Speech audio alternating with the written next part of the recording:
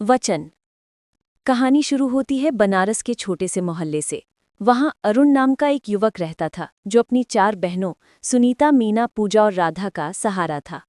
माँ बाप जल्दी ही गुजर गए थे और अरुण ने छोटी उम्र में ही पिता का कर्तव्य संभाल लिया था। वो मोहल्ले की छोटी सी चाट की दुकान चलाता था। हर सुबह बहनों के लिए टिफिन तैयार करना, उनके स्कूल की फीस भरना और उनके सपनों को पूरा करने की कोशिश करना, यही उसकी दुनिया थी। अरुण की दुकान ठीक ठाक चलती थी, पर 4 बहनों की जिम्मेदारी भारी थी।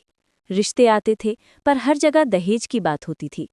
कभी कभी अरुण रात को अकेले बैठकर रोता था, पर सुबह फिर मुस्कान लगाकर सबको हंसाता था। उसकी प्रेमिका कविता उससे शादी करना चाहती थी, पर अरुण ने कहा, जब तक मेरी 4 बहनों की डोली नहीं उठती, मैं किसी की डोली नहीं सजाऊंगा। कविता समझदार थी। उसने कहा, तुम अपना वचन निभाओ, मैं इंतजार करूंगी। समय बीतता गया। अरुण दिन रात मेहनत करता रहा।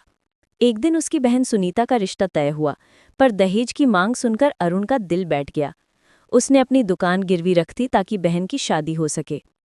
एक एक करके उसने 3 बहनों की शादी कराई, कभी कर्ज लेकर, कभी अपनी जरूरतें काटकर। अब सिर्फ राधा बची थी, जो सबसे छोटी थी और पढ़ाई में बहुत तेज थी। वो डॉक्टर बनना चाहती थी। अरुण ने कहा, तेरी शादी तब होगी जब तू अपने पैरों पर खड़ी हो जाएगी।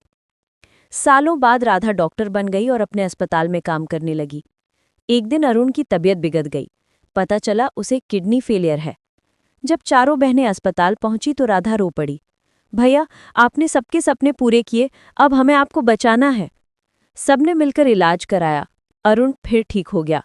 बहनों ने मिलकर उसकी पुरानी दुकान को एक बड़ी मिठाई की दुकान में बदल दिया, जिसका नाम रखा वचन स्वीट्स, अपने भाई के नाम पर। रक्षाबंधन के दिन 4 बहनों ने अरुण की कलाई पर राखी बांधी और कहा, अब हमारी बारी है आपका वचन निभाने की। अरुण की आंखों से आंसू बह निकले। वो बोला, अब मुझे किसी वरदान की जरूरत नहीं, मेरी दुनिया तो मेरे इन 4 धागों में बंधी है। संदेश। ये कहानी बताती है कि भाई बहन का रिश्ता सिर्फ राखी के धागे से नहीं, बल्कि त्याग, प्रेम और वचन से जुड़ा होता है।